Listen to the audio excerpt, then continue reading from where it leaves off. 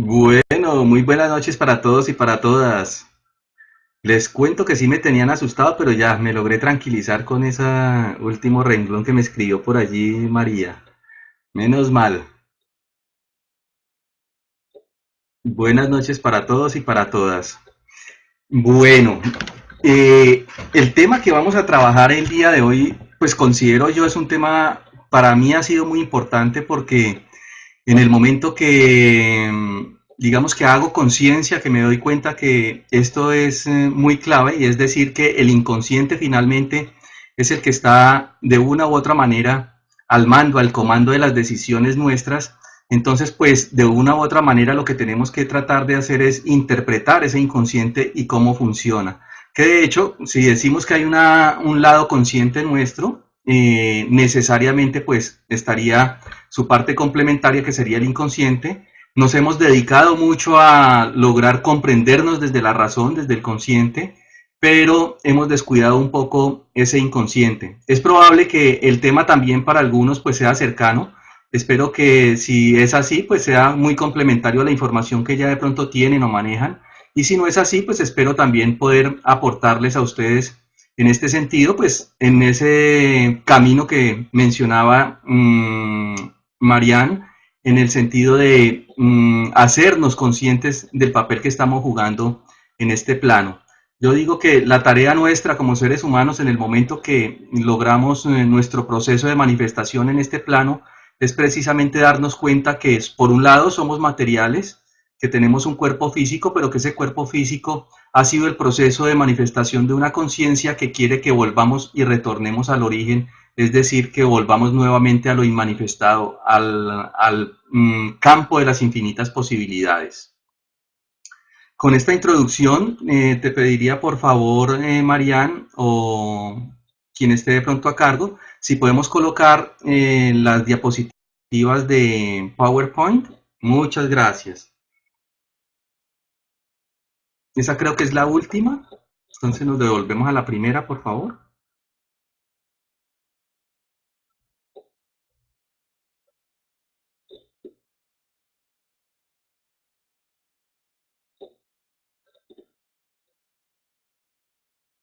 No mencioné a Jung, pero va a estar presente durante toda la presentación.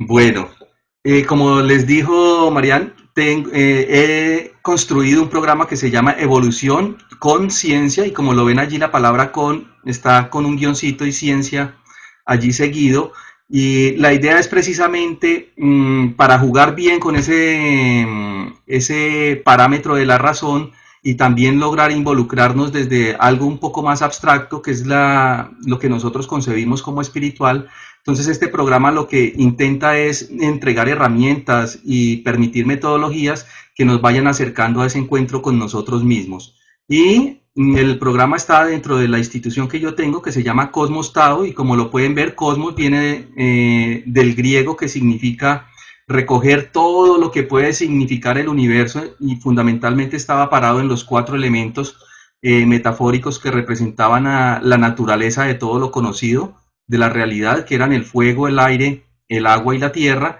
y el Tao, que lo recogemos desde Oriente, que también significa un poco lo mismo, especialmente a partir de los dos arquetipos fundamentales que son la energía masculina y femenina, o el yin y el yang. Y como todo esto, pues finalmente, al lograr una integración, pues nos permite encontrarnos nuevamente con el origen, con la conciencia.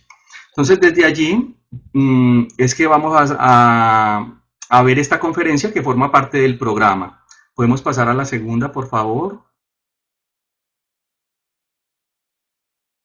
Acá simplemente para los que quieran tener y anotar la información, en caso de que tengan alguna duda más adelante o requieran alguna información para podernos estar comunicando. Al final nuevamente aparecerá, entonces démosle paso a la siguiente, por favor.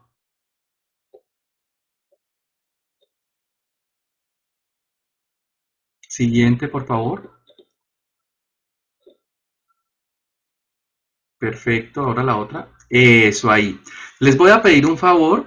en sus pantallas aparece esta diapositiva y vamos a hacer el ejercicio de intentar leer el párrafo, por favor. Y si me pueden escribir allí, si lo pudieron leer.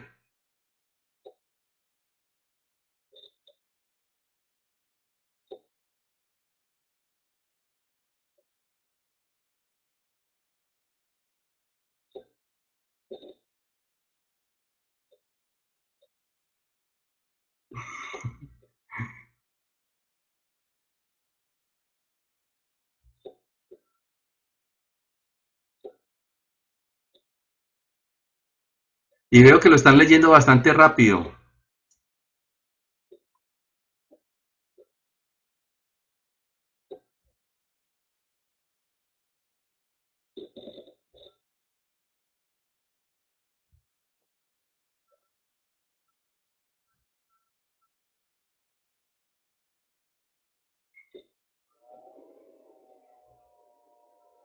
¿Me sienten que estoy hablando muy rápido y nervioso?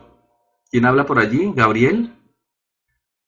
Pues la verdad, no estoy nervioso, pero sí generalmente hablo un poco rápido. Voy a hablar más despacio. Qué bien, creo que ya todos hicieron el ejercicio. Patti no lo ha podido leer.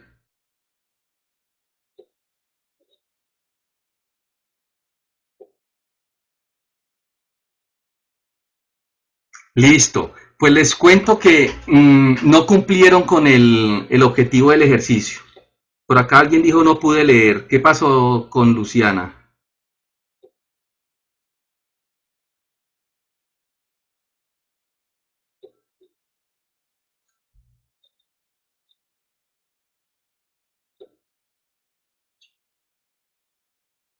Te saliste, bueno, no importa.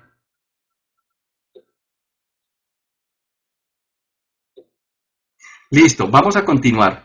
Si se dan cuenta, lo que yo escribí en el primer renglón que está en amarillo dice intenta leer este párrafo.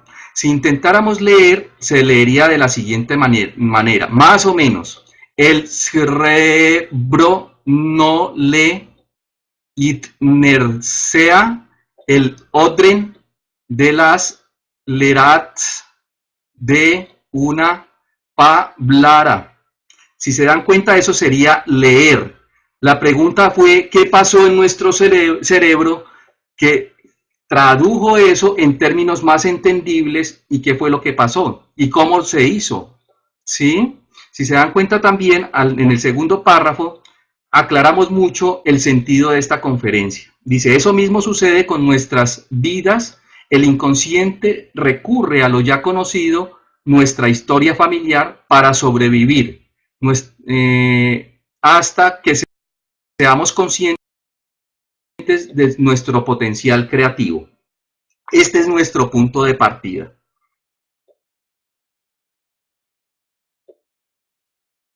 Este es nuestro punto de partida y quien leyó no fue el consciente, porque el consciente hubiera leído de una manera diferente, como yo se los expliqué. Entonces, quien leyó de manera inconsciente simplemente utilizó su piloto automático, que es llevar todo a lo conocido. Lo conocido es entonces que esto estaba escrito en una forma que el que sepa español y además conozca este tipo de palabras que son muy comunes en nuestro idioma, las utilizamos a diario y si estamos en estos temas, pues también con más razón, para el cerebro se hace muy comprensible. Y solamente con ver que las letras están allí, independientemente del lugar que estén ocupando, desde que comience y termine con lo que corresponde a esa palabra, para el cerebro ya tiene un sentido. Y lo ajusta no al sentido de la palabra, sino al sentido de lo conocido. ¿Sí me explico hasta ahí?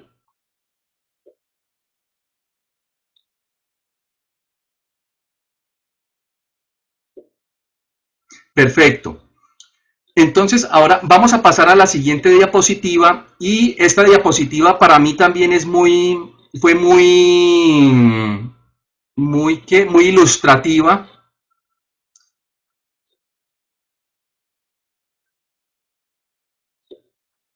Si quieren, se las voy a leer de manera rápida.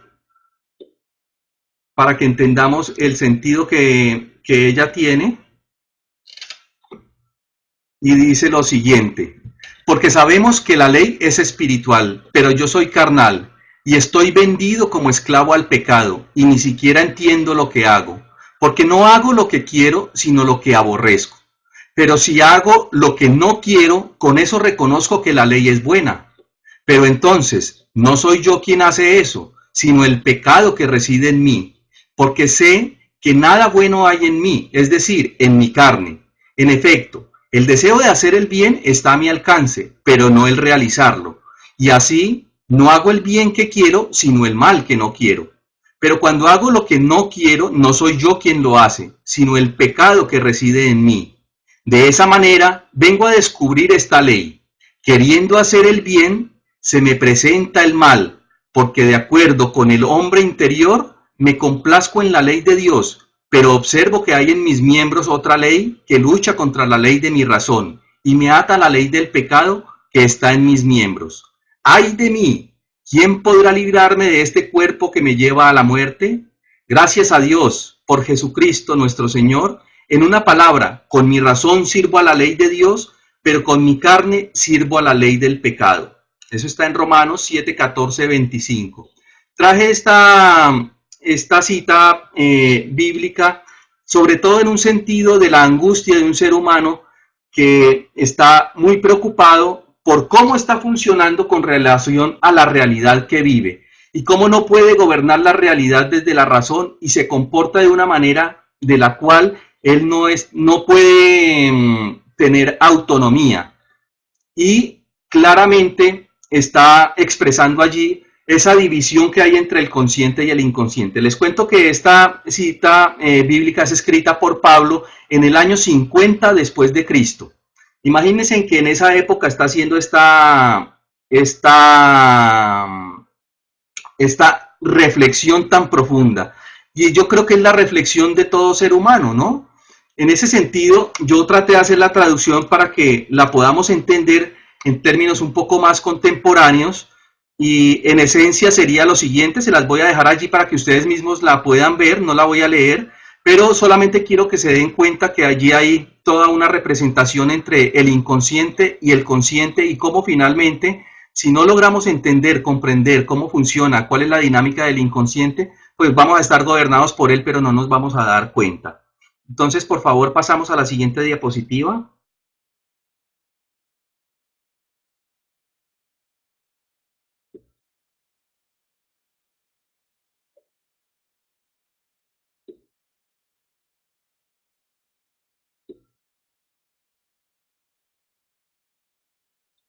Por favor, lo leen y ya continúo.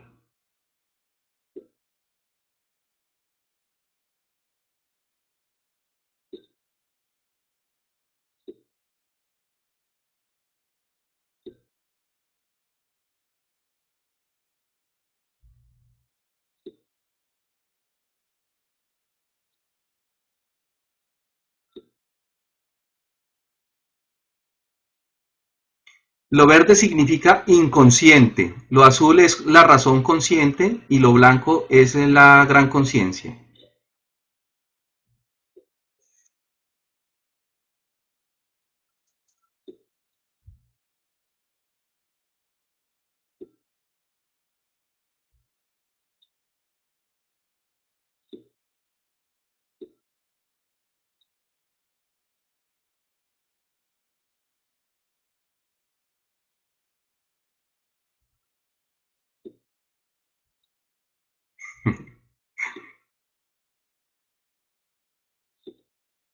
Si tienen dificultad, pues nos tomamos el tiempo y se las leo.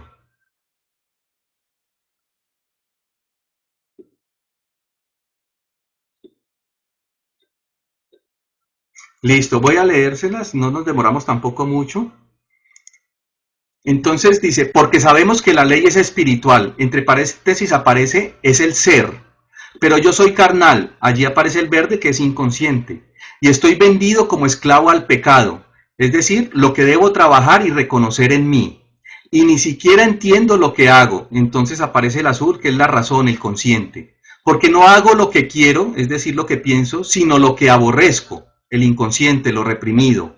Pero si hago lo que no quiero, lo inconsciente, lo reprimido, con eso reconozco que la ley es buena, es decir, que la ley ante la razón es buena. Pero entonces no soy yo quien hace eso, lo inconsciente, sino el pecado que reside en mí. Porque sé que nada bueno hay en mí, es decir, en mi carne, podríamos traducirlo como los instintos y las emociones. En efecto, el deseo de hacer el bien está a mi alcance, es decir, la razón, el consciente, pero no el realizarlo, inconsciente. Y así no hago el bien que quiero, la razón consciente, sino el mal que no quiero, el inconsciente. Voy a leer hasta ahí porque realmente los otros dos párrafos son el mismo concepto. Si nos damos cuenta allí está esa disyuntiva entre, como lo podría haber también dicho Shakespeare, ser o no ser, esa es la cuestión, ¿cierto? Y entonces en esa permanente dinámica que nosotros estamos en la vida, que nos hacemos preguntas trascendentales y que queremos hacer el bien a la luz de los ojos de la razón, pero que nos comportamos de maneras que muchas veces son sorpresivas para nosotros mismos, o queriendo tener un resultado no tenemos el resultado que queremos, sino todo el contrario. La pregunta es, ¿quién gobierna esa realidad que está allí presente? ¿Quién gobierna esa realidad que nos hace que transformemos la mirada de la razón en función de algo que no comprendemos que debería ser el resultado? ¿Hasta ahí vamos bien?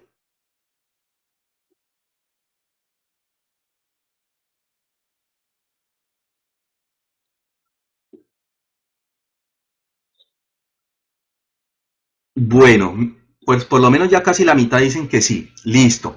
En ese sentido, entonces, pues nos haríamos la pregunta, ¿cómo hacer para yo hacer lo que quiero, es decir, lo que tiene mi razón presente y no lo que el inconsciente manifiesta? O también podríamos hacerlo de una manera también un poco más integrativa, y sería cómo podemos hacer para lograr comprender el inconsciente, integrarlo y que se exprese a través de la razón.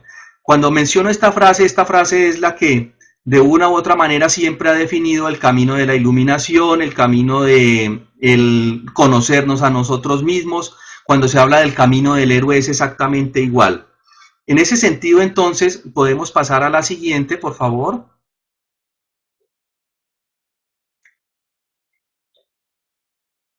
Bueno, acá tenemos, vamos a empezar por la parte superior. Está un poco montada, nos quedó como montada allí la imagen, pero bueno, no importa. En la parte superior y hacia la mano izquierda de ustedes aparece en amarillo consciente, y debajo del cerebro que se ve allí está un 10%. Y en la parte de abajo vemos que dice igual en amarillo inconsciente y un 90%. Entonces la línea que está negra dividiendo la parte superior de la parte inferior, digamos que está sobre una metáfora que es un iceberg. Ese iceberg, como le pasó al Titanic, y ya pues varios lo tenemos casi que como un referente casi que estándar, este referente del iceberg nos deja ver cómo funciona el consciente con relación al inconsciente. Generalmente lo que más vemos es la parte que sobresale de la línea hacia arriba, y sería la parte más pequeña de lo que hay con relación a la profundidad, que es la parte más profunda y más grande, que sería el inconsciente. Entonces la parte superior sería el consciente, la parte inferior sería el inconsciente. Y como sabemos por la experiencia que hemos vivido como humanidad muy ejemplarizante, que se hundió el Titanic porque estábamos viendo nada más la parte superior y no logramos identificar que en la parte debajo de la línea del mar estaba todo el peligro que no se pudo dar cuenta, y ocasionó el hundimiento del Titanic. Igual pasa con nosotros como seres humanos. Si no logramos identificar qué es lo que hay por debajo de nuestra línea de la razón, de nuestra línea de conciencia, pues difícilmente vamos a poder hacer un camino de conciencia, que es un poco en lo que nosotros estamos. En ese sentido, entonces, cuando hablamos del camino de la conciencia, considero yo que hay una palabra que es muy clave en este camino, y es tomar decisiones.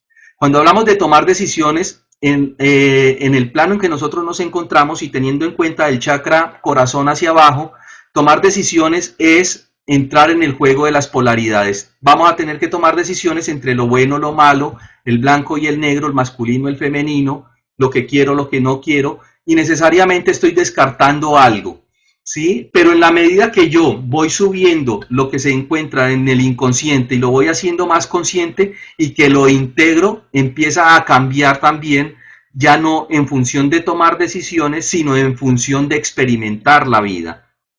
¿Hasta ahí vamos bien?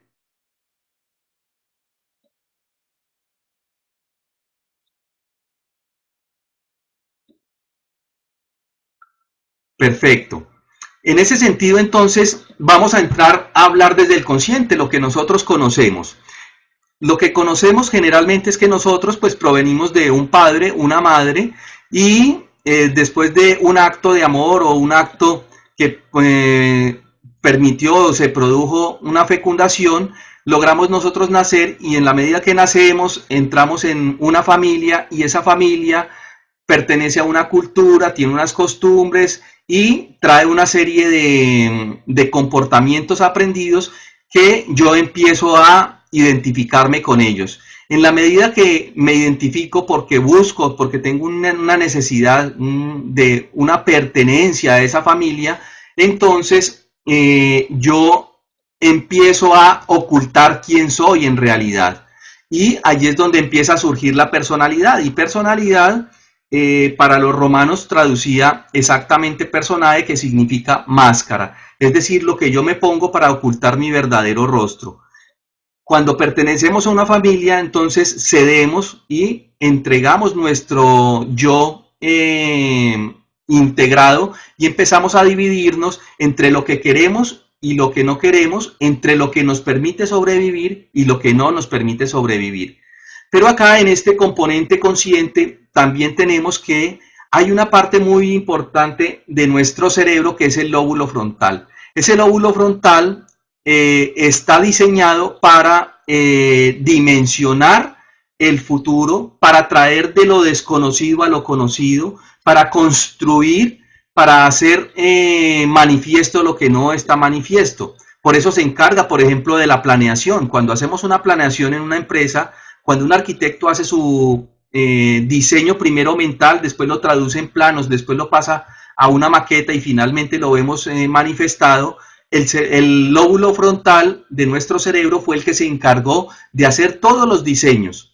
Es decir, recogió de hemisferio derecho y del hemisferio izquierdo un sueño y lo trabajó de una manera lógica y lo plasmó y lo convirtió en una realidad. Nuestra vida, la realidad, pues también la construimos de la misma manera, a diferencia que usamos muy poco nuestro lóbulo frontal. La verdad es que utilizamos más nuestro cerebro reptiliano. Cuando hablamos del cerebro reptiliano, significa que nuestro cerebro está dividido en cuatro grandes componentes que recogen el proceso evolutivo que hemos vivido aquí en la Tierra, y el cerebro reptiliano tiene allí las mayores uniones neuronales, y esas mayores uniones neuronales recogen toda la historia de resolución de conflictos que han tenido las diferentes especies y nos permiten sobrevivir desde allí. Y ese cerebro reptiliano obra de una manera automática, es la que nos garantiza la vida. Es decir, que cuando yo tengo que respirar, ese cerebro reptiliano es el que está enviando el mensaje de cómo se debe respirar. Si yo tengo que esperar a que lata mi corazón, también se encarga ese cerebro reptiliano, y en armonía con el lóbulo izquierdo, que se encargaría de toda nuestra parte lógica, concreta, secuencial. Allí armamos todo lo que es para nuestra razón y se soporta en la parte, en el hemisferio derecho, que sería nuestro componente emocional abstracto. Pero ese componente emocional y abstracto está parado, soportado en el cerebro reptiliano. Es decir, que aquí en nuestra parte posterior, que sería el equivalente al cerebelo. Exacto, integrar el masculino y femenino. Digamos que esa es una de las tareas que tenemos que tener y se hace a través del lóbulo frontal del cerebro. En ese sentido, entonces, nosotros, cuando pensamos en responder frente a algo, resulta que ya cuando llega a nuestra razón, cuando queremos tomar una decisión, mínimo hace 10 segundos, ya el cerebro reptiliano empezó a recoger la información frente a lo que tenía que tomarse la decisión, es decir, ya ha avanzado más que los dos hemisferios y que el lóbulo frontal. La mayoría de decisiones están paradas y soportadas, entre comillas, en nuestro pasado. Es así que nosotros, en ese sentido que está marcado allí en violeta sobre el iceberg, por buscar el sentido de pertenencia a la familia, que familia simplemente es una representación, porque también puede ser a una cultura, puede ser a una empresa, puede ser a una clase social, puede ser a una condición económica, a un credo religioso, etcétera, a cualquier ideología. Para pertenecer estamos descartando, nos apropiamos solamente del 10%, pero soltamos el 90% o desconocemos el 90%. Acá les tengo planteadas tres principios que corresponden a las constelaciones familiares planteadas por Bert Hellinger, y él nos plantea que para pertenecer a un sistema o la ley de los sistemas tienen estos tres principios. Uno, el derecho a pertenecer; otro, el respeto por el orden y el de origen; y otro, el equilibrio entre dar y recibir. En este sentido, vamos a colocarlo acá en el consciente como una forma de tener un parámetro a alcanzar, y cuando hablamos de derecho a pertenecer, Hellinger lo plantea que pertenecen a un sistema, y cuando hablamos de sistema vamos a hablarlo inicialmente como el sistema familiar, todos aquellos que de una u otra manera han pertenecido, entre otras, pues los que hayan nacido, los que no hayan nacido, y allí contemplamos entonces también a los abortos, las pérdidas, los suicidios, los homicidios. Todos tienen derecho a pertenecer. Desde que haya existido la fecundación, ya se reclama un derecho a pertenecer en el sistema. También hay un respeto por el orden de origen, es decir, que pertenecemos de acuerdo a la cronología en que aparecemos dentro del sistema, y lo que permite un flujo de ir y venir y de estructurarse el sistema como tal es el equilibrio entre dar y recibir. Entonces, por ejemplo, con relación al respeto por el orden de origen, muchas veces yo nazco de quinto dentro de 5 hermanos y me abrogo el derecho como si fuera el mayor, e inclusive muchas veces tomo decisiones por papá y mamá. Allí yo gano toda la fuerza, pero la pierde el sistema, ¿sí? El derecho a pertenecer, muchas veces, lo más común es que, por ejemplo, hayamos pasado por una situación difícil que es abortar un hijo, y lo que hacemos es, además de que lo abortamos, lo desconocemos, no le permitimos la pertenencia dentro del sistema. Este tendrá que estar representado por uno u otro dentro del sistema hacia las generaciones que vienen. Y allí de pronto un poco comprendemos que las frases bíblicas que hay también, como por ejemplo que nosotros como padres hoy hacemos algo y va a tener repercusión hasta la tercera o cuarta generación. Cuando hablamos de tercera o cuarta generación, entonces allí contemplamos que realmente para hacer un trabajo serio tenemos que trabajar con bisabuelos, abuelos, papá y mamá, y en mi caso yo sería el centro de trabajo. Este sería un poco como el parámetro a tener en cuenta desde el consciente. Ahora, allí estaría la frase: ¿por qué queriendo hacer el bien que yo quiero, no hago el mal sino que no quiero? Por acá María me escribe: si eliminas el cuerpo calloso sería como tener 2 cerebros. Tienes toda la razón. El que se encarga de la integración de la información, de lo abstracto y de lo concreto, es el cuerpo calloso. Por allí pasa una información. La verdad también es que ese cuerpo calloso no lo tenemos tan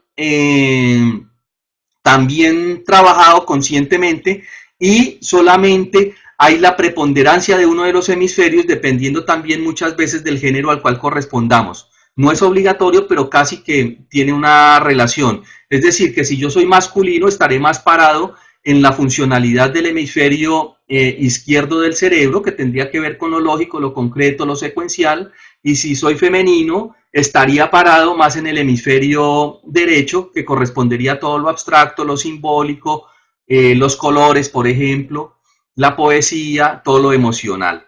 y el cuerpo calloso es el que se encargaría, cuando yo estoy haciendo un trabajo con el lóbulo frontal, de colocar en comunicación los dos hemisferios para proyectar hacia el futuro. Pero cuando no hacemos eso, el que está haciendo la labor del cuerpo calloso es el cerebelo. Es decir, por ahí es que pasa la información automática.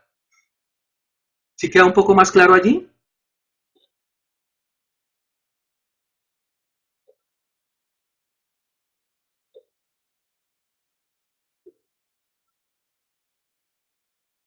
Perfecto.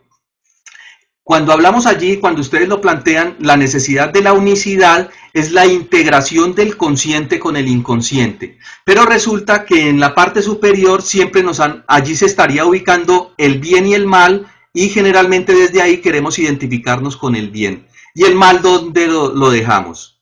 ¿Mm? Entonces, recogiendo a Jung, que por allá lo mencionábamos de una u otra manera, todo aquello que yo no quiera reconocer conscientemente y que lo niegue va a parar a la sombra. Y la sombra entonces va a ser la que se encarga de mostrárnoslo de las maneras que menos nos van a gustar, porque ella va a aparecer en los momentos donde la razón no tenga el dominio. ¿Mm? ¿Comprenden un poco el sentido de la sombra? En la sombra también hay cosas positivas, está lo positivo y negativo que me niego a mí mismo, que no me lo quiero reconocer.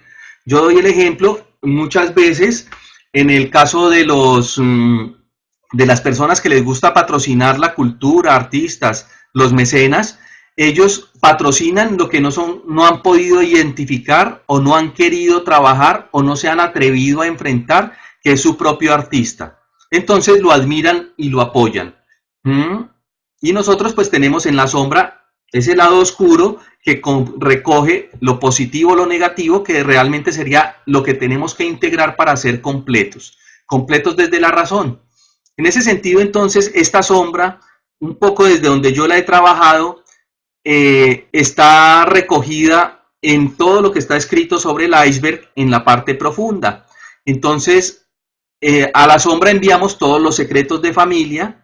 Muchas veces la razón de ser de mi existencia para papá y mamá, está todo el proceso de la vida intrauterina, la forma en que yo nazco, la carga emocional del nombre que llevo, el puesto que tengo yo entre los hermanos y las vivencias entre mi nacimiento y los 7 o los 8 años.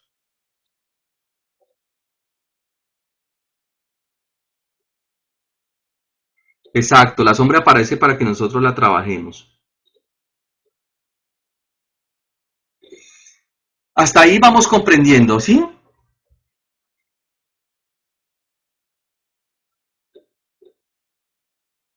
Entonces, cuando Pablo se hace la pregunta, ¿por qué queriendo yo hacer el bien que quiero, no logro sino el mal que no quiero? Digamos que, ¿qué es lo que tengo que hacer para lograr ser consecuente entre lo que quiero y lo que hago? La verdad es que nos toca trabajar en el inconsciente. Entonces vamos a tratar de abordar el tema en función de cada uno de estos parámetros de los secretos de familia, la razón de ser de mi existencia, vida intrauterina, etcétera. Estos, como les digo, simplemente son unos referentes, no es que sean todos, son en los que más trabajo, sobre los cuales hago mis talleres y también hago la consulta con las personas que atienden o se hacen presencia aquí en mi consultorio, y tratamos es de sacar todo esto a la luz. Entonces, secretos de familia. ¿Qué significan los secretos de familia? Generalmente es todo aquello que de una u otra manera nos causa una deshonra, una vergüenza, una culpa o nos genera un miedo. En los secretos de familia generalmente están los secretos que se guardan alrededor de la sexualidad, una condición económica, una discapacidad física, formas de morir. Entonces, por ejemplo, si en una familia pasaba, por lo menos en mi país, y se vivió muchísimo, que en una familia nacía un niño o una niña con síndrome de Down y no salía a la vida social y se dejaba encerrada en un cuarto, en una habitación, y ojalá lo más escondido dentro de la casa. Podían llegar visitas a esa casa y ni siquiera se daban cuenta de la presencia de estas personas, de estos seres. En ese sentido, allí estamos irrumpiendo varios digamos que varias pautas con relación a lo que escribimos en la parte superior, el derecho a pertenecer, el respeto por el orden de origen y el equilibrio entre dar y recibir. Entonces, negamos el derecho a pertenecer. Cuando negamos ese derecho a pertenecer, uno u otro tendrá que representar a esa niña o ese niño con síndrome de Down. Jider, pero eso era antiguamente, pero lo estamos viviendo en este momento. O sea, el comportamiento está antiguamente, pero la experiencia y la reubicación de ese ser desconocido todavía lo estamos viviendo. ¿Sí?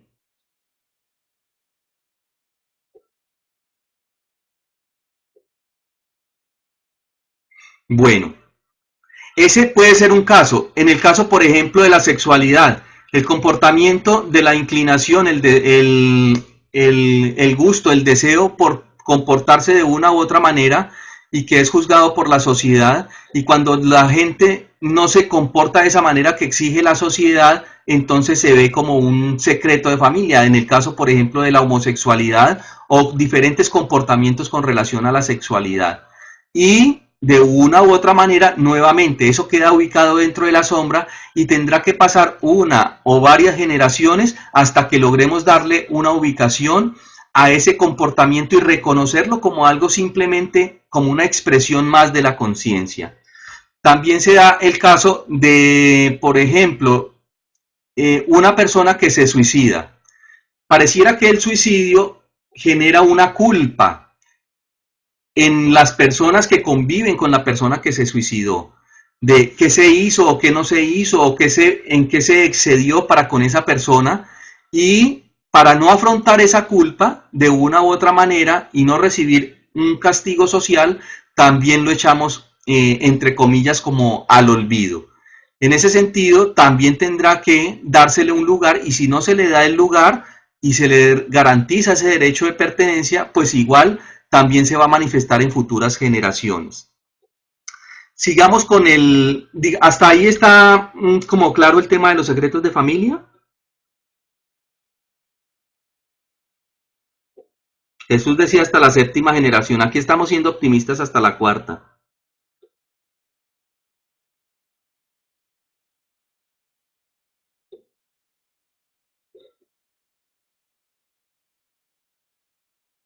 Esta pregunta que me está haciendo Ana, dejémosla para el final y miramos, nos devolvemos en la diapositiva y al final miramos esa pregunta.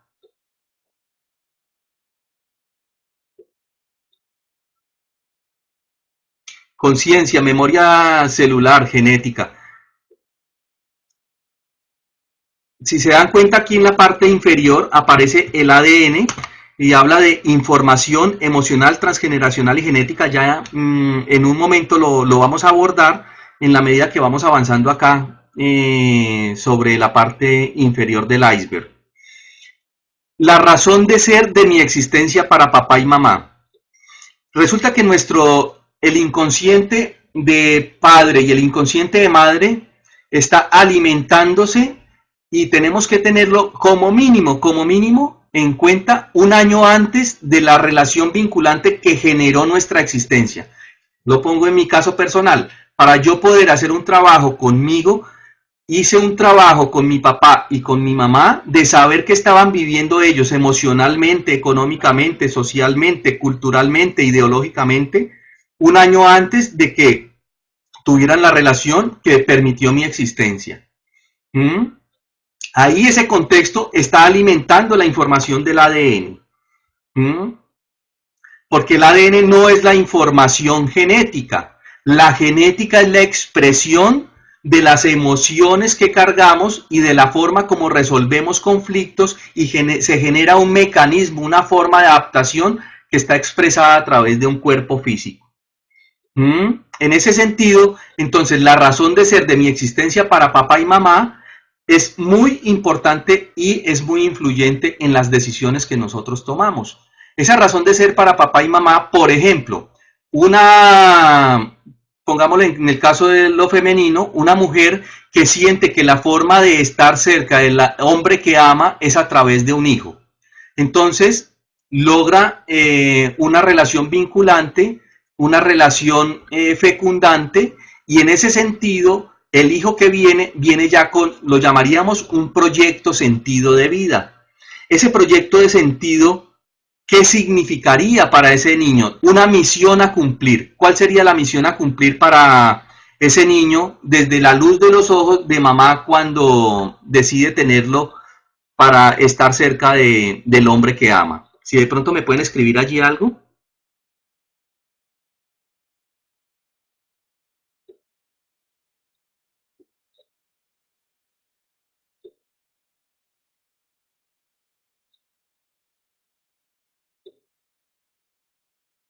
Si están escribiendo por ahí.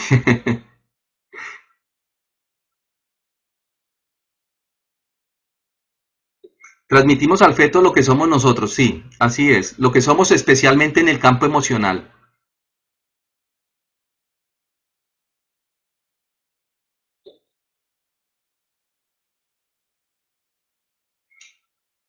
Bueno, para el ejemplo que yo les estoy poniendo, cuando la mujer hace eso, ya el niño tiene un proyecto sentido que es, podríamos llamarlo el proyecto del niño pegante, ¿sí? Y va a ser el niño que se encarga de tener que vincular a papá y a mamá. La pregunta es, ¿qué pasa cuando no logra cumplir con su misión?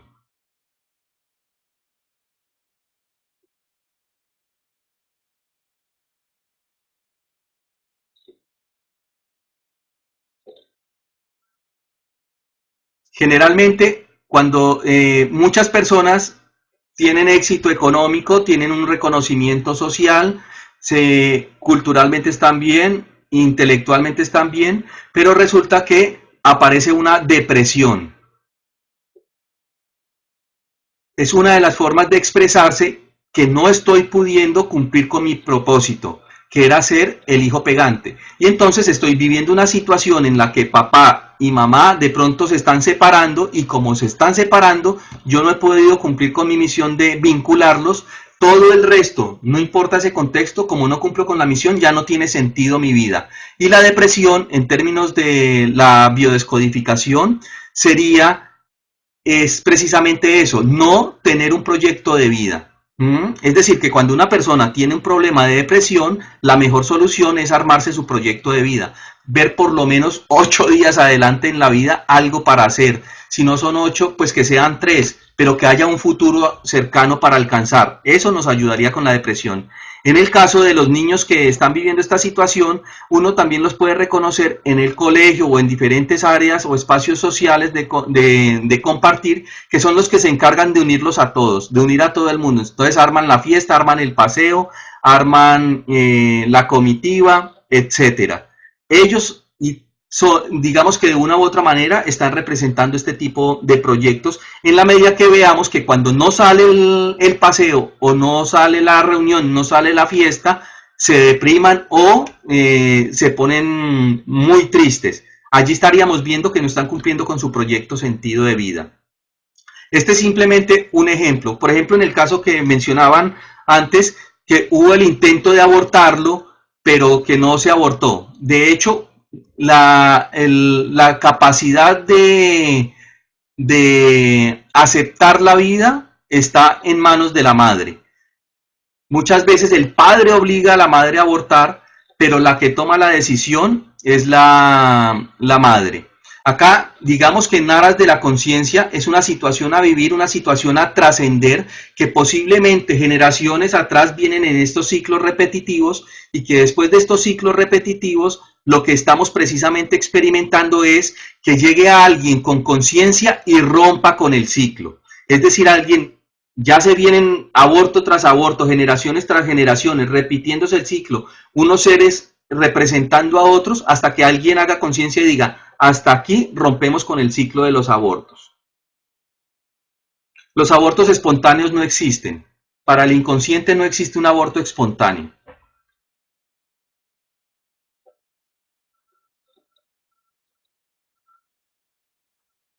Entonces, en el caso de que se intente abortar un niño, imagínense el mensaje que le queda.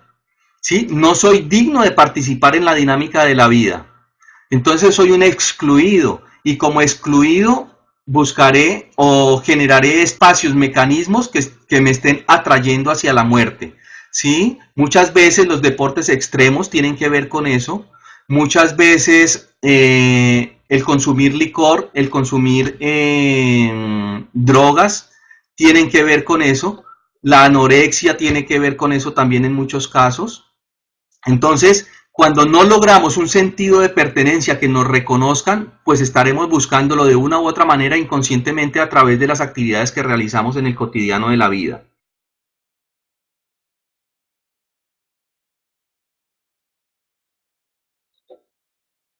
Antes que tomar tila, tomar conciencia, es así.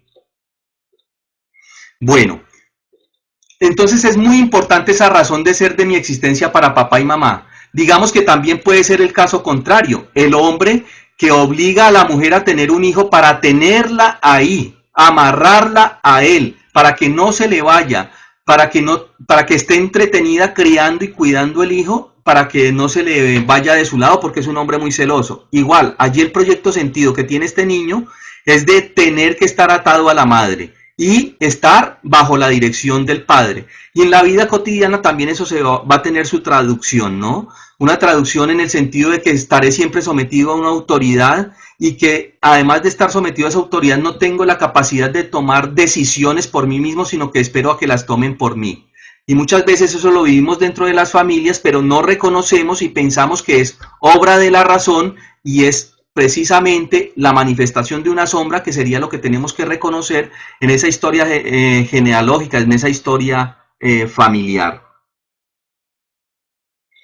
Sigamos con el proceso de la vida intrauterina. Acá vemos la imagen de el embrión como entra en todo su proceso y como se pueden dar cuenta, el embrión pasa desde ser una célula a convertirse en pluricelular y pasar por todo el proceso que ha pasado la evolución dentro del planeta, es decir, que pasamos de una vida dentro del agua, generando todas las metamorfosis que requiere, a salir a una vida terrestre donde se puede respirar oxígeno y creamos todas esas condiciones, las vivimos y dentro de todo ese proceso, los conflictos que se esté viviendo por parte de mamá o las situaciones emocionales conflictivas que esté viviendo la madre en relación al padre, en relación a la cultura, en relación a la sociedad, van a quedar instaurados a través de los diferentes órganos y de cómo se van conformando los órganos, que los órganos, como les decía, es el mecanismo de adaptación a un medio. Entonces muchos niños que nacen con enfermedades casi que terminales después de que ya están naciendo, realmente esas enfermedades no son del niño. Está recogiendo todas unas vivencias emocionales que no le correspondían y las tiene que vivir en función de un sistema. Allí, cuando hablamos del sistema, no estamos hablando ni de bien ni del mal. Estamos hablando de que para el sistema lo importante va a ser que al que le corresponda tendrá que resolver los conflictos, pero si no se resuelven los conflictos, también al que le corresponda le va a tocar enfrentarlos desde la sombra. ¿Hasta ahí vamos más claros?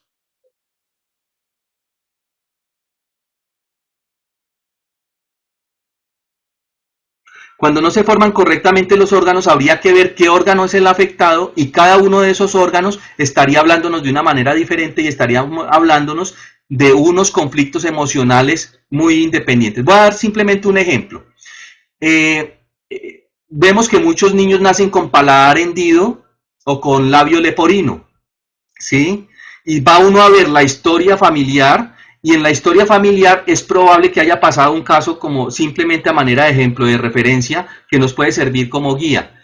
Está el papá que iba a recibir o tenía que recibir una herencia y esa herencia ya la tenía en la mano y lo atracaron, se la robaron, se perdió, le pusieron abogado, lo engañaron, de cualquier forma la perdió. ¿Qué significa eso para él? O digamos que para la conciencia que yo ya tenía atrapado el pedazo y lo perdí. Si la madre está en embarazo para ese momento y está en proceso de formación todas sus maxilares, el maxilar va a representar y va a decir, tengo que tener la boca más grande para que no se me escape el pedazo. ¿Sí me hago entender?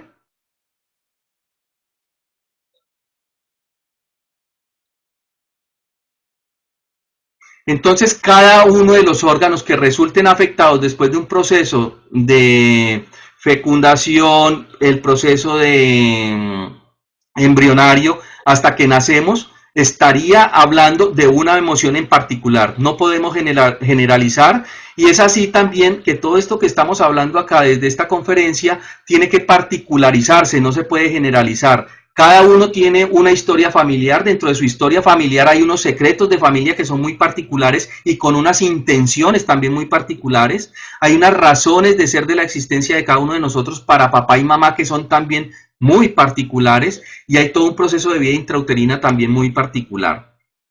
¿Sí? Ahora viene el proceso del nacimiento, la forma en que nazco. Si vengo de pie, si vengo sentado, con el cordón umbilical alrededor del cuello, si fue a tiempo, si fue a destiempo, si fue adelantado o atrasado, si además de eso fue vaginal, fue por cesárea, si fue con forceps. Cada una de esas formas de nacer tiene un significado muy particular. Imagínense ustedes que cada uno estamos dentro del vientre materno y llegó la hora del alumbramiento, de salir a ver la luz. Y en ese sentido, cuando vamos a ver la luz, tenemos que pasar por el canal vaginal y no podemos. Y el cordón umbilical está en nuestro cuello. Traten nada más de ponerse la mano en el cuello para ver qué están sintiendo.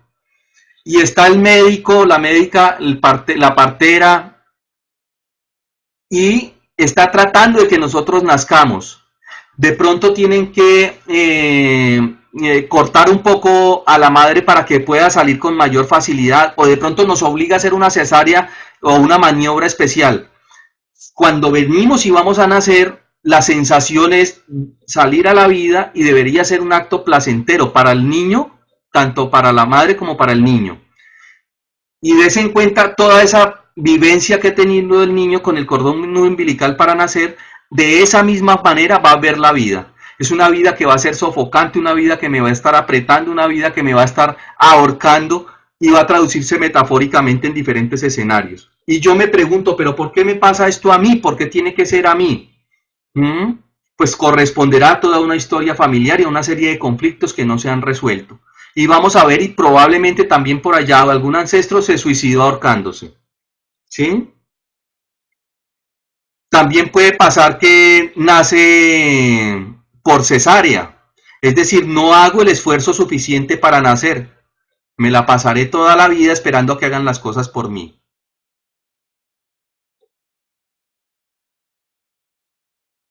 ¿Y cómo se cambia eso? Bueno, ahora vamos a esa parte que es la clave, ¿no? La carga emocional del nombre que llevo. ¿Será que eso influye o no? Contésteme por ahí.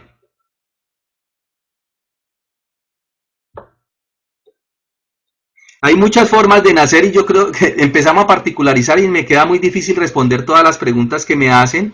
Tratemos de verlo de manera general, y ahora ya me quedan unos 15, 20 minutos de exposición y vamos viendo algunos casos. Sí influye, sí, sí. La carga de hecho, sí, muchísimo, sí influyen. Imagínense un par de esposos que el uno se llama José y ella se llama María. ¿Cómo puede ser la vida sexual de ellos?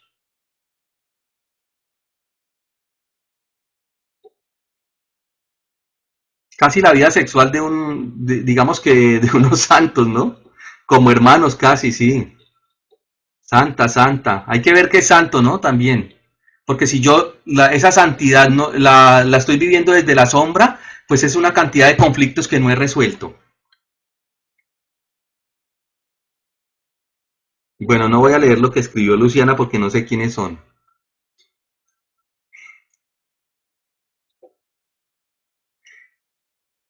Imagínense en este caso, papá y mamá tienen a su hijo o su hija, y entre los dos deciden colocarle un nombre, por ejemplo, no sé, Raúl, y van a bautizar el niño en un caso de una historia que corresponda a una familia cristiana o católica. Y van a bautizar el niño y le dicen al padre, el padre pregunta, ¿cuál es el nombre que le vamos a colocar a este hijo de Dios? Y ellos dicen, Raúl. Y el padre dice, pero espérese, ¿cómo así que Raúl? ¿Y no sería mejor que le colocáramos Tomás? Y ellos ante eso, pues, lo ven como una figura de autoridad y le dicen, bueno, está bien, padre, coloquémosle Tomás. Y le colocan Tomás. ¿Eso incidirá en la vida o no de una persona?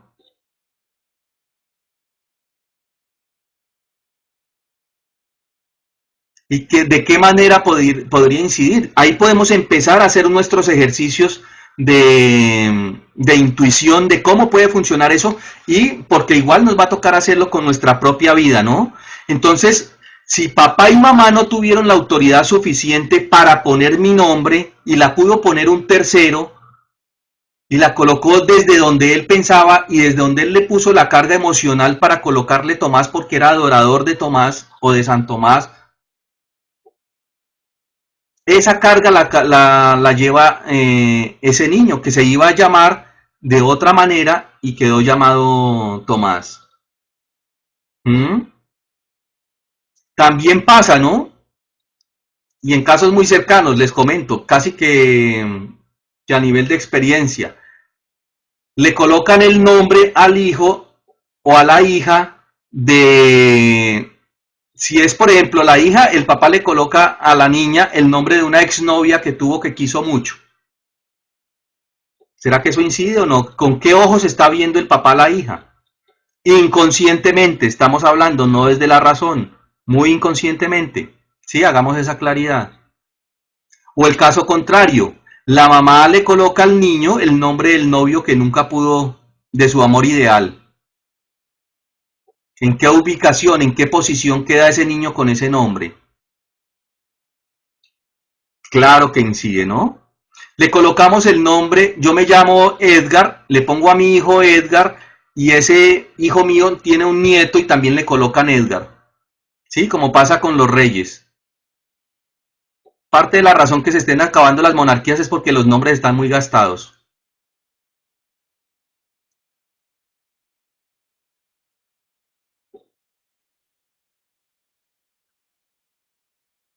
¿Qué ocurre si una mamá oculta al verdadero padre? Ahí tengo yo una ley que dice, toda ausencia será una presencia permanente en nuestras vidas. Entonces muchas mamás hacen lo siguiente, tienen al hijo y además dicen, soy mamá y papá y el padre nunca ha existido. ¿Ustedes creen que eso es cierto? A la luz de los ojos del niño, a la luz de los ojos de la información celular que tiene, de la información del ADN, que esa información que hay en el ADN es emocional, transgeneracional y genética. No existe eso y ninguno podremos ser, si yo soy un papá que estoy criando a mis hijos y me tocó a mí solo con ellos, no quiere decir que no tengan su mamá.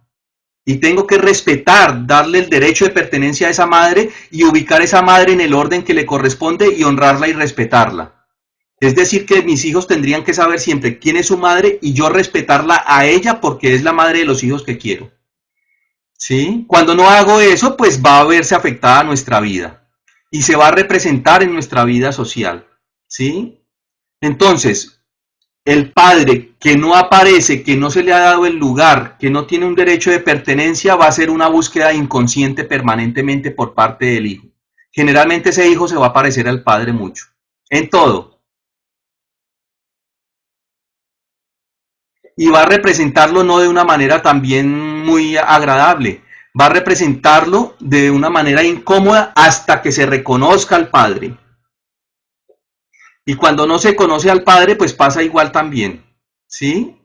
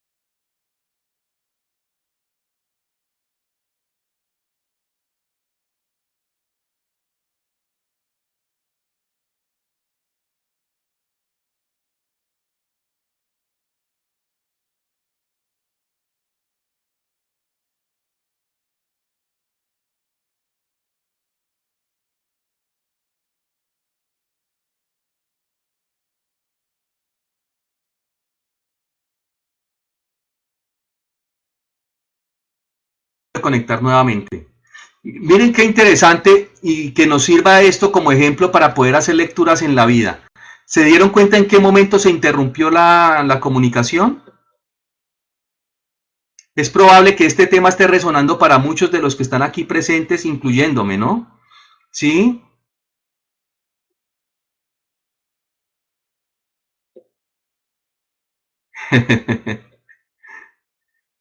Entonces tengámoslo allí presente porque hay alguna información que puede ser importante para todos.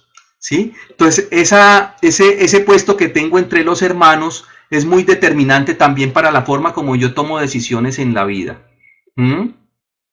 Una cosa también es, si yo en el deseo de papá y mamá está que el mayor sea un hombre, un masculino, que sea el que lleve el apellido y que saque adelante la familia y que sea el de representar y llega una niña. ¿Qué hará esa niña en su inconsciente, en su psicología para poder pertenecer? Tendrá que asumir un comportamiento masculino. ¿Y qué pasa si además a esa niña le colocamos el nombre, como queríamos niño que se iba a llamar Gabriel, pongámosle Gabriela?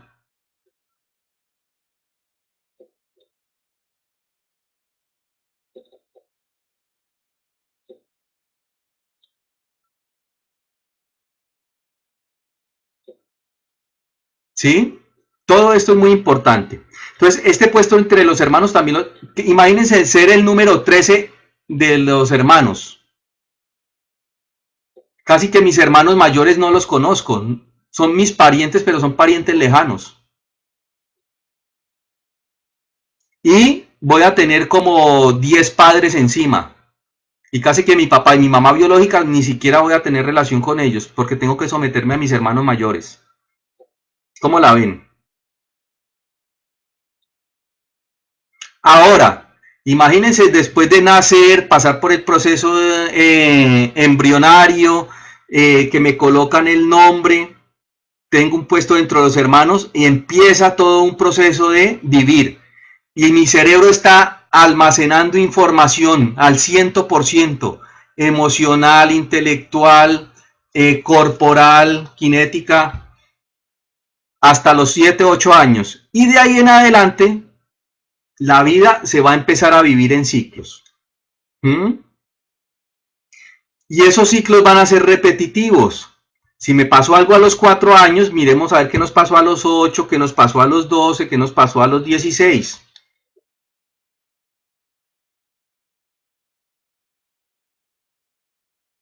Entonces el trabajo nuestro, imagínense en dónde está. Si estará en la parte de arriba, ¿sí? En seguir buscando una pertenencia a una familia, seguir manteniendo y sosteniendo la personalidad, o en tratar de descubrir qué pasa en la parte de la línea hacia abajo.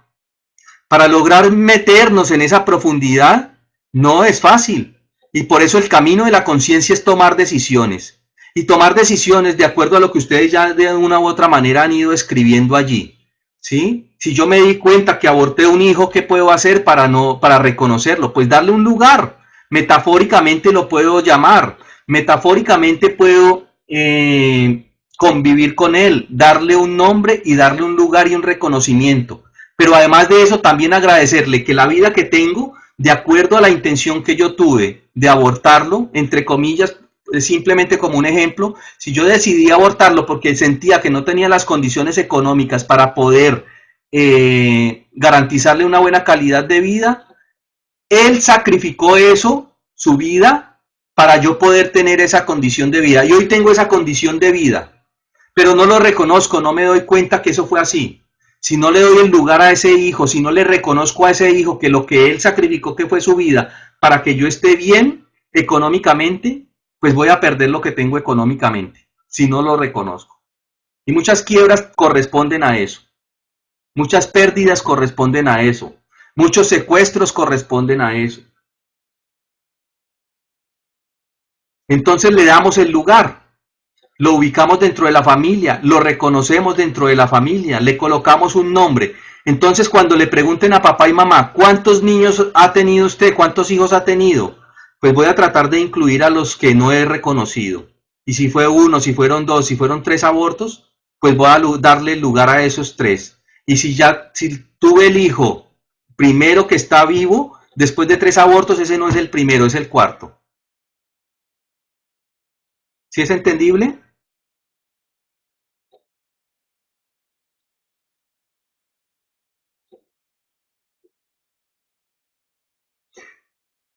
Y si no quisiste abortar, esa pregunta, digamos que tiene que mirarse con mayor profundidad, porque ya decíamos que si se dan cuenta, todo lo que está aquí abajo, que es lo que está mandando, podríamos traducir la pregunta es más bien si el origen del aborto fue desde el inconsciente.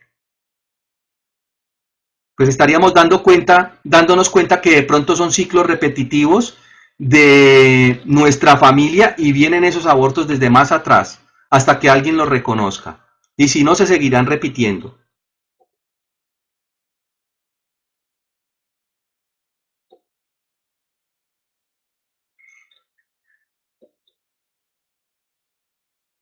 Bueno, entonces la tarea es tomar decisiones. ¿Quién toma las decisiones? El lóbulo frontal. Pero si no las toma el lóbulo frontal, siempre seguirá a cargo nuestro cerebro reptiliano, nuestro cerebelo. Y pasará lo que pasó con la primera diapositiva que pudimos observar. Y es que vamos a leer y no leemos, sino que interpretamos. ¿Y cómo interpretamos? Desde lo ya conocido. Y lo conocido está aquí debajo de la línea negra. Lo desconocido está por encima de la línea negra. Lo creativo, lo nuevo, lo que está por hacerse, está allá en ese universo, en el mar de infinitas posibilidades. Pero cuando nosotros no estamos conectados con ese orden superior y lo respetamos, estaríamos conectados con lo que garantice la sobrevivencia, que es el pasado. La cultura, el pasado, las ideologías. ¿Saben cuál es la peor enfermedad que puede tener un ser humano?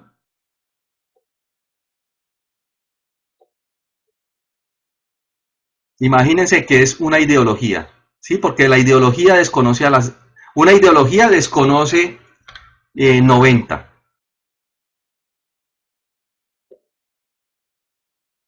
La ignorancia. Pero la verdad, la ideología es la mayor de las ignorancias. ¿Y saben cuál es la peor adicción?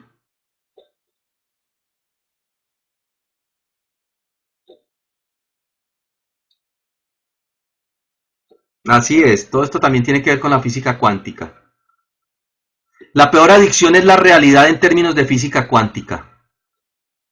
¿Sí? Porque la realidad es lo que yo estoy viendo como observador y transformo lo observado. Y si todos los días me levanto por la mañana y hago lo mismo, esa ya es la peor adicción.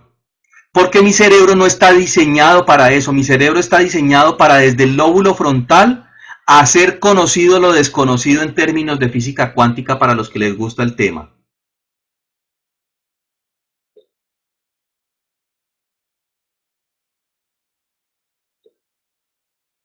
Hasta ahí entonces, digamos que lo que quedan es también muchas inquietudes, ¿no? Porque acá, digamos que el campo de la solución está y digamos, y si quieren ustedes le pueden tomar nota de esta diapositiva y por eso quedó allí bastante tiempo, y son los campos en los que de una u otra manera tenemos que hacer trabajo. Y les digo, yo tengo 46 años, más o menos llevo desde los 10 años para acá he estado involucrado con estos temas y haciendo un trabajo, la sola armada del árbol genealógico llevo 25 años trabajándola y todavía me paro allí para hacer mi trabajo personal. ¿Mm? Es decir, que es un trabajo de la esencia de la vida, hacer consciente lo inconsciente. ¿Sí? Un día trabajamos una cosa, logramos salir de ella, pero hay mucho más para trabajar. Entonces, digamos que más que una voz de desaliento, quiero que se vean este tipo de enfoques como un camino a seguir, un camino que nos puede dar pistas, luces de por dónde podemos ir teniendo o buscando información para lograr comprendernos un poco más, para lograr sacar de lo inconsciente hacia lo consciente, para que las decisiones que tomamos sean un poco más conscientes y que no sean tan automáticas como desde tomadas por allí desde ese cerebro que es muy importante, es muy valioso. Si no fuera por el cerebro reptiliano ya estaríamos muertos, se nos hubiera olvidado respirar, se nos hubiera olvidado que lata el corazón. Entonces él garantiza el cuerpo físico para que la conciencia se pueda expresar. ¿Mm? Y también lo otro, generación tras generación siempre vamos mejorando. la generación que le correspondió a papá y a mamá, y que esto es muy importante, casi que lo dejo a un lado, pero es lo más importante. Yo, como ser humano que existo en este plano, decidí en sana conciencia quién iba a ser mi padre y quién iba a ser mi madre y en qué contexto y en qué condición iba a nacer. Y papá y mamá, consciente o inconscientemente, aceptaron mi presencia, me permitieron la manifestación. Por lo tanto, lo que ocurra con mi vida no es la culpa, no es la responsabilidad de papá y mamá. Para un ser consciente, la responsabilidad está en sí mismo y vino satisfactoriamente, placenteramente a manifestarse en este plano para ser consciente. Y por eso escogió las condiciones que quería para nacer.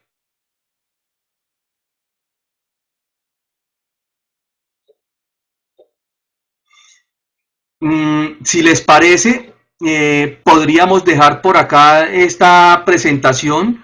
Esta presentación se explaya, esta es como una introducción al trabajo del desarrollo de conciencia, porque de ahí en adelante, pues, los temas son bastantes, ¿no? Como se pueden dar cuenta. Vamos a tratar de, no sé si tienen algunas inquietudes, y en el caso de los moderadores, si quieren hacer alguna participación aquí. Aquí aparecen mis datos para los que quieran tomar nota, para cualquier inquietud que se tenga. Con mucho gusto los puedo atender. Si tienen preguntas a través del correo electrónico. Y desde mi página web también voy a estar, hasta ahora estoy entrando en esta tecnología del Facebook.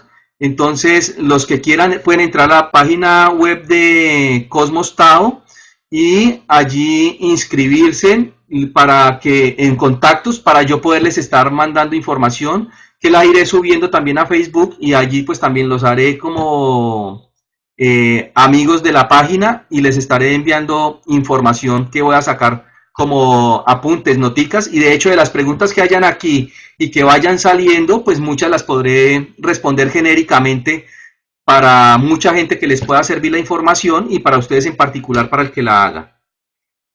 Dejo hasta aquí, muchas gracias y estoy atento entonces a las inquietudes o a la intervención de los moderadores.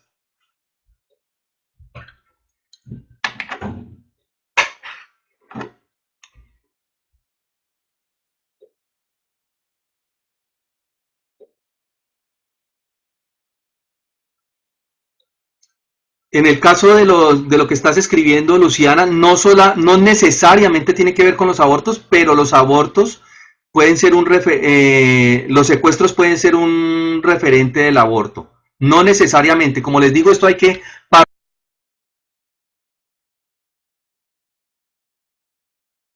no hay que generalizarlo, hay que ver la historia de cada uno para poder decir si sí o no. No lo podemos tomar tan a rajatabla.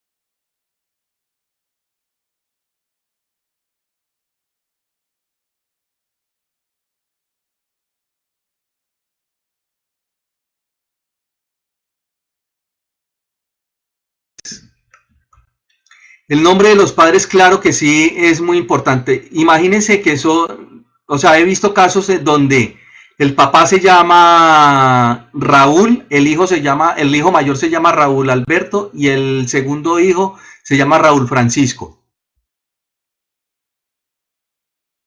¿Qué piensan que puede existir allí?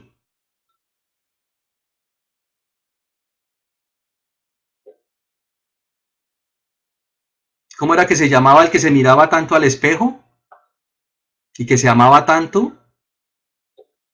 ¿Recuerdan? Narciso, sí señor. Sí señora, perdón. Entonces, digamos que hay un conflicto de narcisismo. Entonces no se está viendo al hijo. ¿A quién se está viendo en el hijo? A sí mismo.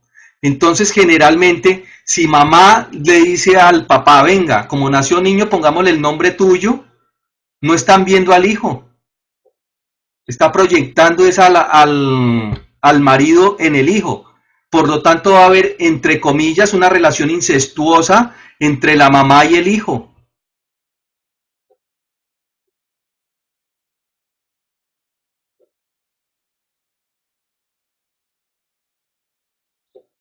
Porque por los varones de mi familia se llaman igual. ¿Sí? Imagínense si yo soy el cuarto que me llamo como mi papá. O sea, no hubo creatividad la más mínima para diferenciarme a mí de los otros. Y ya soy el cuarto y con el mismo nombre. Pasaba mucho también que en las mujeres a todas les colocaban en la cultura católica María. María Jimena, María Milvia, María Isabel, María Victoria y todas Marías. Y vaya a ver la sexualidad de todas.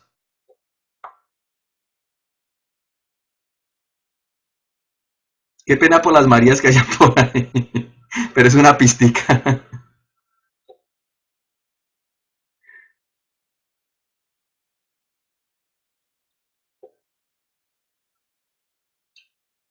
Imaginen el nombre del día que naces o el que dice el calendario. ¿Quién tuvo la fuerza para colocar el nombre? ¿Sí? O el nombre del santo. Pues nunca estamos viendo a ese hijo. La pregunta aquí entonces también podría ser cómo colocamos el nombre, ¿cierto? ¿Quién debe colocar el nombre?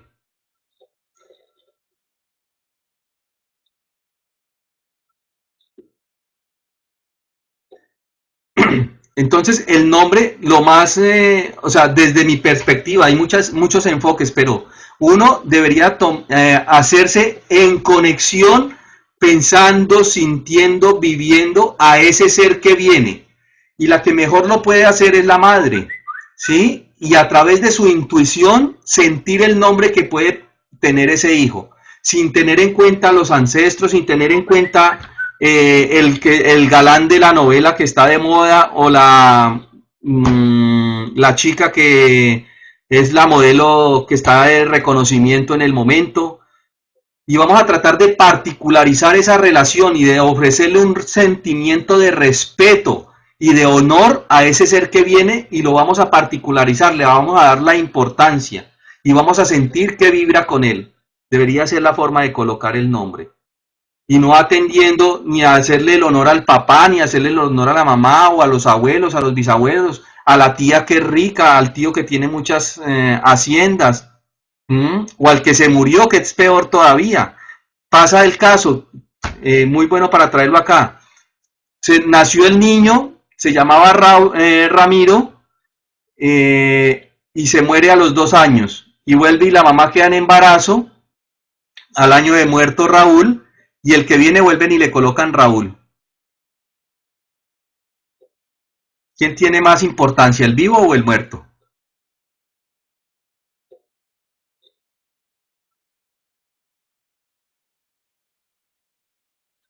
Claro, tiene más importancia el muerto. Y como tiene más importancia el muerto, entonces la vida del vivo va a estar siguiendo a un muerto, que no es él.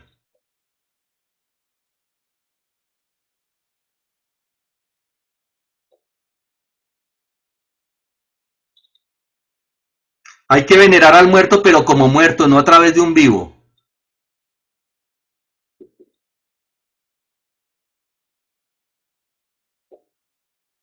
Obvio, muy bien. Sí. A los muertos también, o los yacientes. Exacto, el caso de los yacientes es precisamente los que están siguiendo al muerto, o a los muertos. ¿Sí?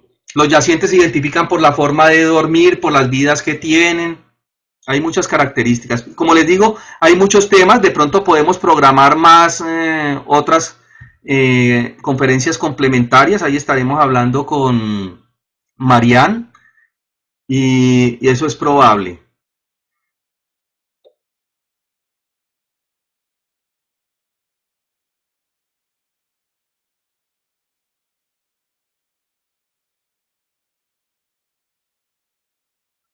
La importancia del fallecido está en la continuidad del nuevo ser con su propio nombre.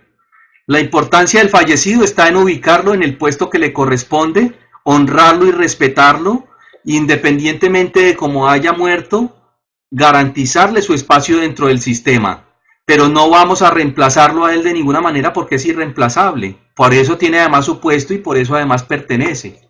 Y dentro de el establecer la relación del dar y recibir, si él se dio la vida para yo poder estar en la condición que estoy, pues igual le voy a dar a la vida, ¿qué? Pues vida, no voy a seguir al muerto.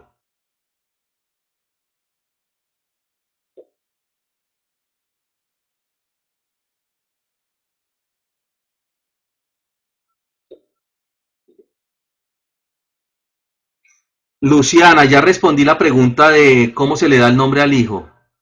No sé si te quedó claro.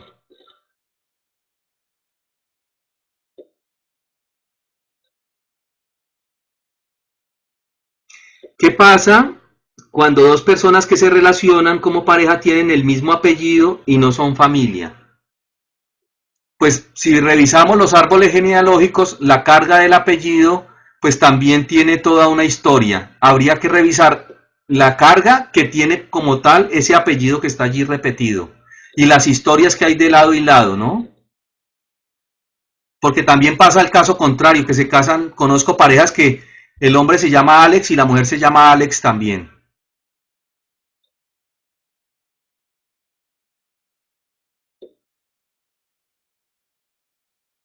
Luciana Raquel vuelve a explicar. Bueno, en el caso, ¿cómo se le coloca el nombre a un hijo? Decía yo, nos conectamos con ese ser, el que viene en camino. ¿Mm? La que más tiene esa posibilidad de conexión es la madre. Y desde la intuición y teniendo presente a ese ser, tratamos de ubicar el nombre que le vibra a él. O sea, tratamos de recibir una información que él mismo nos está enviando que lleva la carga de su nombre, porque es la carga que lo va a llevar en el desarrollo de su vida. ¿Sí? Y decía yo que no va a ser ni colocándole el nombre del papá, de la mamá, ni haciéndole el honor al abuelito, a la abuelita o al que tenía plata, ¿sí? O a la tía rica o al tío que tenía haciendas. No, no es en honor a nadie, es en honor a él mismo, ¿sí? Y nos conectamos con ese ser y el nombre que se reciba es el que se va a colocar. Lo puede colocar el papá, lo puede colocar la mamá en acuerdo entre padre y madre, pero teniendo en cuenta siempre a ese ser, no a nadie más, no a las historias que vienen de atrás. Vamos a hacerle honores a la vida, que la vida va hacia adelante, no está en las espaldas nuestras. Espero que te haya quedado un poco más claro, Luciana.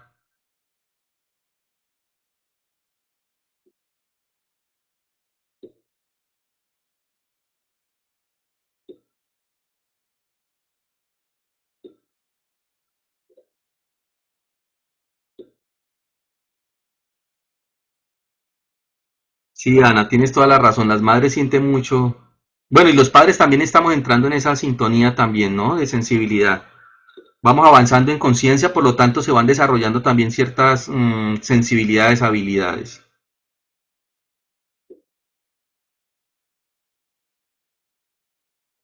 Lo que dice por acá Gidler, ¿por qué la tecnología y la ciencia han evolucionado en los últimos años? ¿Tiene que ver con la genética? Yo diría que no tiene que ver con la genética, sino con la conciencia. El ojo del observador transforma lo observado. ¿Esto qué quiere decir? Que el científico cuando se enfrenta a la hipótesis ya le está diciendo al científico qué es lo que tiene que ver. Es decir, desde mi punto de vista, no, o sea, me comprometo por mí mismo con lo que voy a decir. Y es, el científico finalmente está haciendo un proceso de manifestación. Cuando enuncia la hipótesis y la confirma, no confirmó más allá, sino el poder de creación que tiene. Por lo tanto,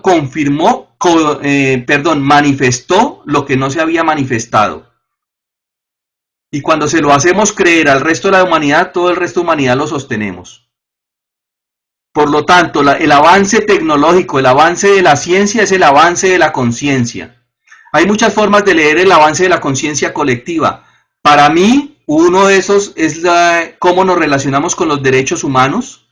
Y si se dan cuenta, en la medida que han avanzado los derechos humanos, primero era garantizar la vida, imagínate pelear por garantizar la vida, y hoy ya vamos en unos derechos un poco más amplios que tienen que ver con la naturaleza, que tienen que ver con la cultura, que tienen que ver con el respeto de la diversidad. En esa medida vamos avanzando en conciencia también.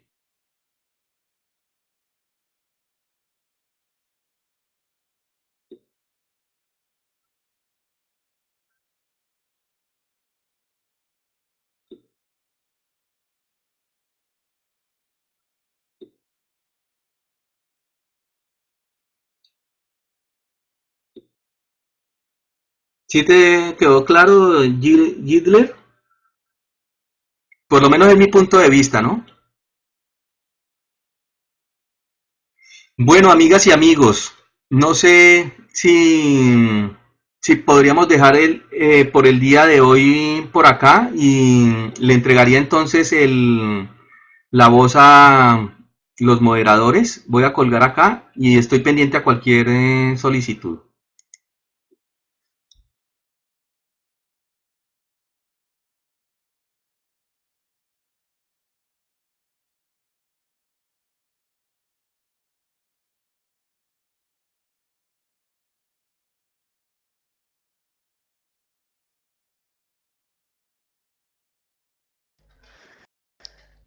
Edgar, muchas gracias. La verdad que ha sido una noche de debut excelente. Los temas son tan diversos, son tantos los que planteas que quizás un solo día no alcanzó como para tantas preguntas que van a surgir. Muchísimas gracias. Por supuesto que sos parte ya de la familia de Aprendamos a Volar. Así es, Alex, querido. Eh, Ahí estuve pasando los links de Edgar. Por supuesto, Diana. Hola, Patti, ¿cómo estás? Ahora saludo a los que no saludé. Por supuesto que ya formas parte de la familia, así que las puertas están abiertas para cuando lo dispongas.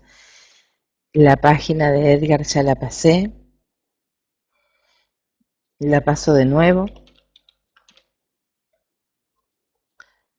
Cualquier cosa pueden contactarlo a través de la página de Aprendamos a Volar. Cuando dispongas, después lo hablamos por privado. Ayer se hizo numerología, Luciana. Numerología del amor hubo ayer.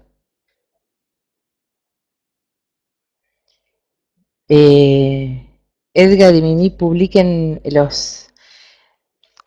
repito, ya todos lo saben o casi todos lo saben de acá, cuando son conferencistas tienen la aliciente de poder publicar en la página todas las conferencias, eventos presenciales, online o lo que fuere. En la página de Aprendamos a Volar es una de las, a modo de gratitud, que es uno de los beneficios, por así decirlo, a modo de gratitud por estar acá. Así que tienen a disposición la página para publicar todos los eventos que requieran. No, semanalmente Gabo no tenemos tanto. Y hubo ayer y la semana que viene va a haber entregas sí, por supuesto, va a haber entregas de tarot. Si Diana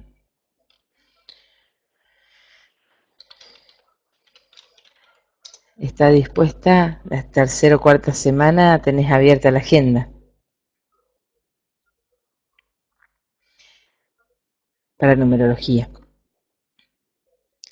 Y Edgar, con vos vamos a después a cuadrar algún tema.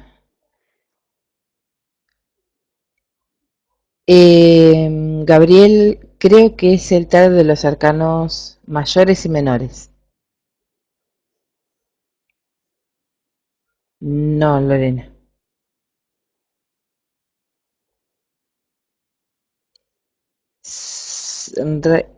Sí, eso te lo tendrían que decir las chicas porque trabajan con tanto, dos o tres hola Shider, con tantos, son dos o tres chicas, las brujitas, que trabajan con dos o tres tarot, que no sabría decirte con precisión